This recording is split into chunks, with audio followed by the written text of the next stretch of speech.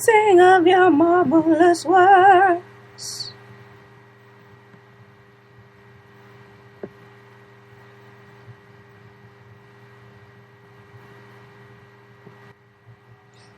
Oh, oh, oh, oh, yes, you are. Oh, oh, oh.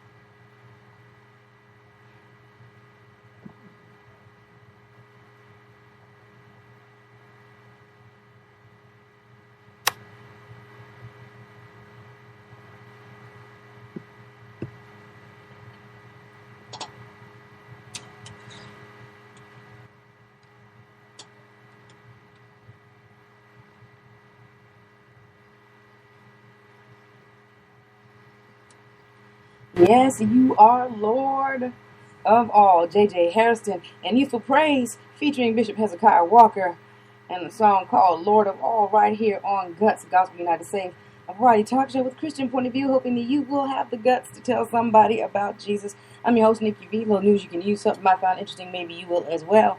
And that is that the government reopens after Congress ends 16-day shutdown.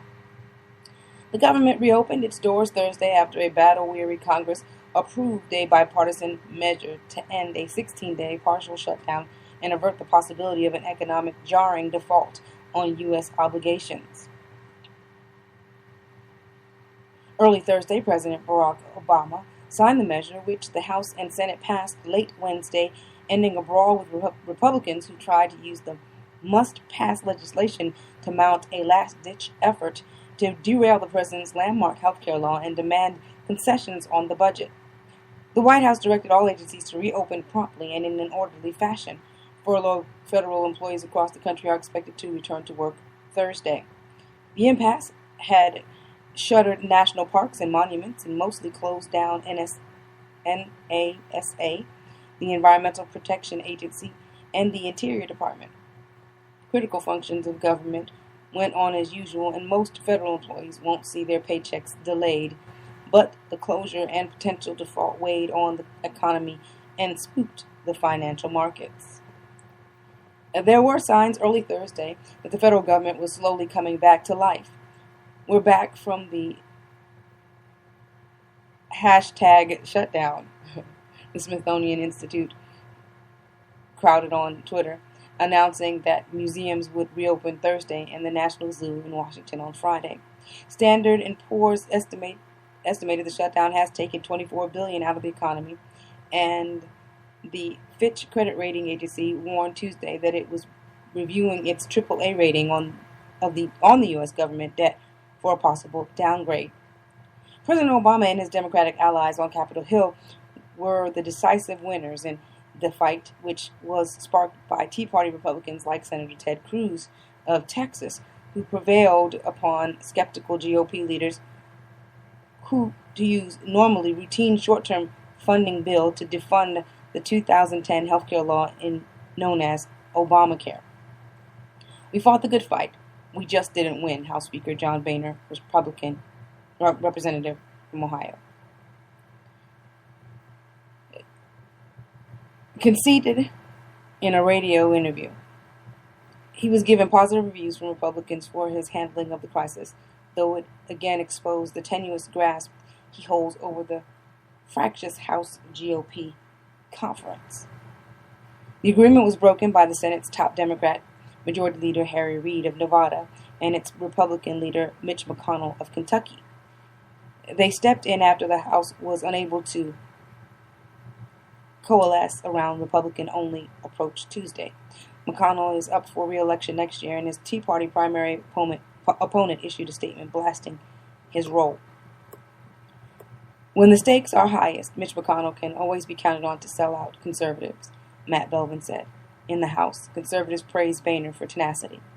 The Senate approved the legislation by an 81-18 vote. The House followed suit by a tally of 285 to 144, with 87 Republicans in favor and 144 against, breaking an informal rule in which a majority of the majority party is supposed to carry legislation.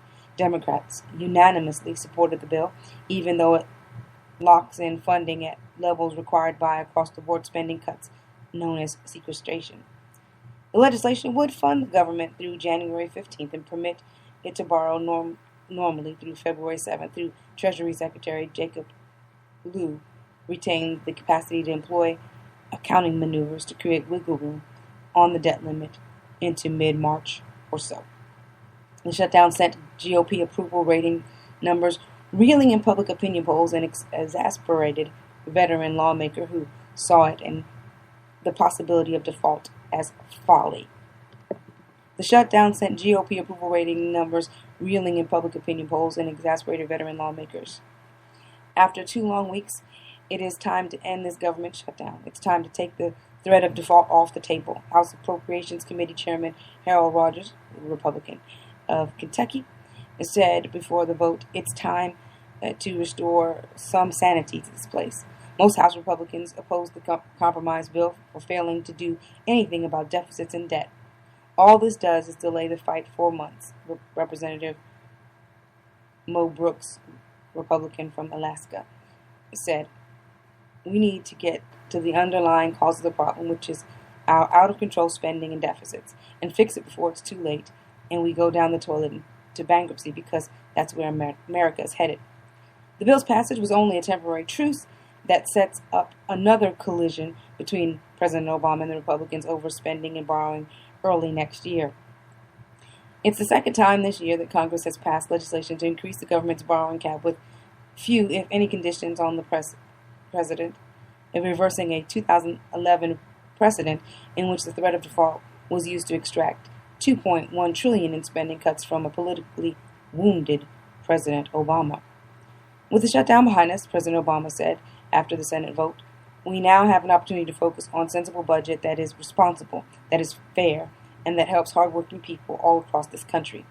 At the same time, House-Senate talks will begin on a broader budget pact in hopes of curbing deficits and erasing across-the-board budget cuts that have slammed the Pentagon and domestic agencies alike. Such agreements have proven elusive in the current era of divided government.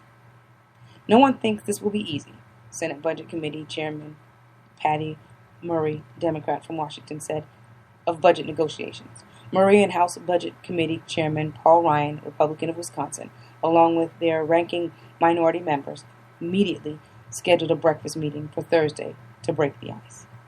So, looks like we're going somewhere. It looks like something's happening. Looks like something is going to take place. Remember, he is Lord of all, as we said, with J.J. Harrison in Youthful Praise, featuring Bishop Hezekiah Walker. He is Lord of all. And so we thank God for the progress that even happened in our government. We thank God for everyone who was praying to see things take place and to see things go on and see that things do make a change and all of that kind of stuff. It is important and it is urgent that we get to some kind of normalcy in our government. And I hope that many who were doing what they were doing, for whatever reason they were doing it, do not contend to try to hold hostage the American government yet again in the next battle that is going to be coming up in 2014. So we do thank God for each and every one of you all who are tuned into the broadcast, and we hope that you will continue to do so. You are tuned in to Guts, Gospel United Safe, a variety talk show with a Christian point of view, hoping that you will have the guts to tell somebody about Jesus. Remember, Alan's lawn service is available to you. All you got to do is call, get your estimate, and he'll get the job done. 954-279-4860. 954-279-4860. You can also call us on the broadcast and let us know what you're thinking, ask for prayer, or whatever is on your mind. It's a toll-free number, 877-217-5375. That's 877-217-5375. Option number 2 will get you the broadcast when we are live and help you to be able to get on the broadcast with us. If not, it'll tell you when our next live broadcast will be. And you have other options that you can listen to for the Guts Network. Thank you so much for tuning in to Guts Gospel United Saved. I'm Nikki V, hoping you will have the guts to tell somebody about Jesus.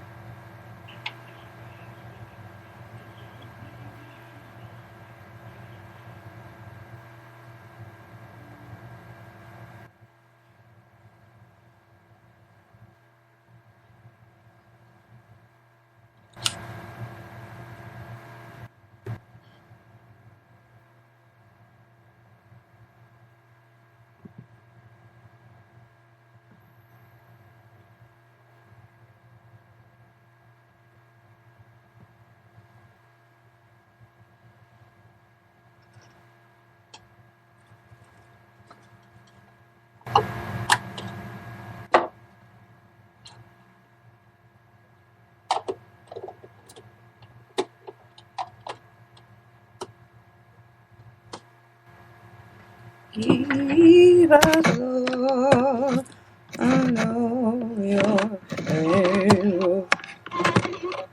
Give us, Lord.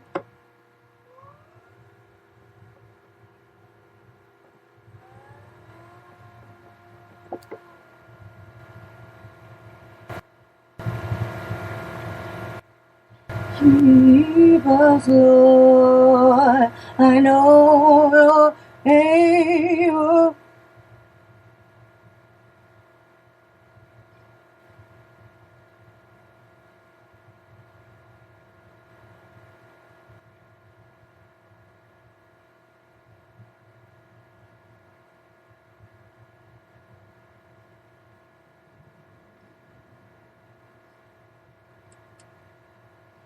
From temptation and from pride, keep us, Lord. Jocelyn Drake, right here on Guts Gospel United Saved, a variety talk show with a Christian point of view, hoping you will have the guts to tell somebody about Jesus. I'm your host, Nikki V, and we thank you so much for tuning into the broadcast. You are tuning into Guts Gospel United Saved. Variety Talk Show with a Christian point of view, hoping that you will have the guts to tell somebody about Jesus. I'm your host, Nikki B, and we thank you so much for tuning into the broadcast. And that is Jocelyn Drake.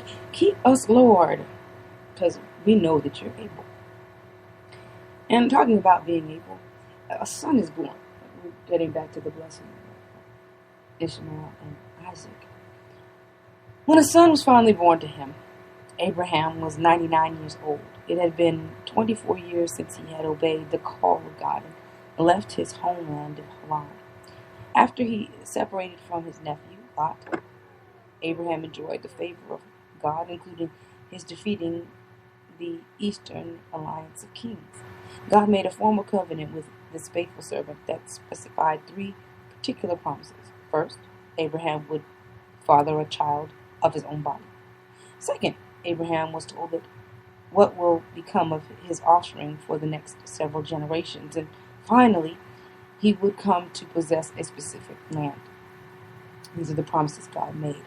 A son is born. And it took a little while for this to come through, but God is good and he's true to his promises. And he promised to keep us. So we say, God, keep us, Lord. And we are encouraged by that. Now, God's promise for Ishmael in Genesis chapter 21, verse 13. And also the son of the bondwoman will I make a nation, because he is thy seed. Verse 14. And Abraham rose up early in the morning and took bread and a bottle of water and gave it unto Hagar, putting it on her shoulder and the child, and sent her away. And she departed and wandered in the wilderness of Beersheba. Now, Abraham's reliance on God did not waver. However, instead of trusting God, Abraham placed his trust in himself. He attempted to produce the heir God had promised by taking Sarah's slave, Hagar, as a concubine and fathering a child with her. Not surprisingly, this only led to hurt and heartache for all 3 of them. When we take matters into our own hands, it always ends up with hurt and harm to all of us. So we have to understand that we cannot lose faith or misunderstand God, because sometimes it's not even a matter of losing faith. We don't understand God. One of the promises was that he would have an offspring from his own body, that he would father a child of his own body. So Hagar wasn't that strange of a thing. I mean, after all, it was still a seed from his own body, or a child from his own body. But the problem was, it was not with Sarah. And we waver because we say, well, I think I understand what God meant. God said he's going to do this. And, okay, he's going to do this through me in this way. And so we say, in this way. And God didn't tell you in this way. And so you're starting to think, well, let me find out how I can help God. So we're dealing with losing faith, but we're also dealing with the fact that sometimes we think we can help God do what God does. And God really doesn't need help from us to do what he does. He can do what he does all by himself. He doesn't need our assistance. He doesn't need our help. He doesn't need anything from us other than to be faithful to what he says. Now, Abraham was not unlike present-day Christians. We sometimes lose faith. We sometimes misinterpret God. We sometimes try to interpret what God is saying. And oftentimes we find ourselves shy of the real blessing, because when we think, we understand what God is saying and we don't, we're expecting something that we're not going to get. Okay? So God does not show up when we want him to, because we say, this is not the way I expected God to do it. Or this is the way I'm thinking God's going to do it, so I'm going to make the provision of this. When really God is saying, I want you to go a different way. I've got something better for you. I've got something else for you. I've got the true miracle for you. This thing that cannot be assisted by anybody. This is just all God, not anything else. Rather than rely on him and wait on him, we grow anxious and turn instead to our own limited abilities, thinking that will really help. And generally so. It doesn't really assist us. It actually creates more problems than it is able to manifest, or more problems than it's able to correct. And we don't want more problems. No one ever wants more problems. But we have to understand that our God reigns, that he is supreme, that he is the most high, that he is preeminent, that he is the one, that he is Lord of all. Now, we're getting ready to transition. going to take a break. We'll come back and we'll talk to you a little bit more about developing leaders around you. And we'll also, in the next segment, deal with the resentment toward Ishmael and how this kind of thing is produced. And sometimes there is a resentment towards things that you produce yourself. You're trying to work in line with the blessing that God has designed for you, when you're trying to create something from what God promised. Only to find that instead of creating the thing, you've created something that you have now regret for. And that thing also is resentful for being in existence. Well, before we get there though, we want to let you know Allen's Lawn Service is available, serving all of Broward County. Trimming, mowing, edging, yard cleanup. Free estimates are available, but the only way you're going to get that estimate is if you give him a call. So call him, 954-279-4860. That's 954-279-4860. He also does some plumbing, so if you need some plumbing work done, you can also get that done. Robert Allen will assist you. Allen's Lawn Service, serving all of Broward County. Free estimates are available, 954-279-4860. That's 954-279-4860. Also want to let you know that Panera Bread, 5975 North Federal Highway, and of course any Panera Bread, is doing a special fundraising event for breast cancer awareness or breast cancer research. So go pink mugs. They are beautiful mugs, and they'll also give you the advantage of getting some excellent coffee from Panera for free for the entire month of October. $3 of every mug and 10% of every bagel will be donated to breast cancer research at the Memorial Regional Cancer Institute. The mug does cost $11.95, but it does entitle each guest to free coffee for the entire month of October. And there's a bagel that they have for the month of October. I don't know how long they'll be having it after the month of October. It is the Pink Ribbon bagel, and it is a cherry vanilla bagel shaped in the shape of a ribbon. And I tell you, it is absolutely delicious. It's wonderful. You ought to try it. Stop by Panera Bread today, and especially we'd love for you to stop by 5975 North Federal Highway, and that's there in the Imperial Square Plaza. It's on Federal Highway, just north of Commercial and just south of Imperial Point Hospital. So we thank God for you all who are tuned into the broadcast. Also want to remind you, if you have not gotten your mammogram done, you ought to get the mammogram done. Yeah, free mammograms are available at Broward Health, which is over there, or what we used to know as Broward General. Also, Holy Cross Hospital is also doing free mammograms. There's no excuse for women or men to not have your mammogram done, so that you can be checked and so that you can know what your status is, know what's happening, what's going on. Since early detection is the answer. That's what you need to do. Early detection can help. The earlier you know, you can survive. So instead of waiting too long and then not being able to receive the help that you need in order to survive, it's better to know in advance. We know that the way to deal with breast cancer is through advanced screening and getting to know in advance. So there's no prevention for cancer, for breast cancer, but there is a method in which you can survive breast cancer, and that is by early detection. So we thank you so much for tuning into the broadcast. You are tuned in to Guts, Gospel United Safe, a variety talk show with a Christian point of view, hoping that you will have the guts to tell somebody about Jesus. David Wright, and a song called Our God Reigns, right here on Guts, Gospel United Safe, a variety talk show with a Christian point of view, hoping that you will have the guts to tell somebody about Jesus.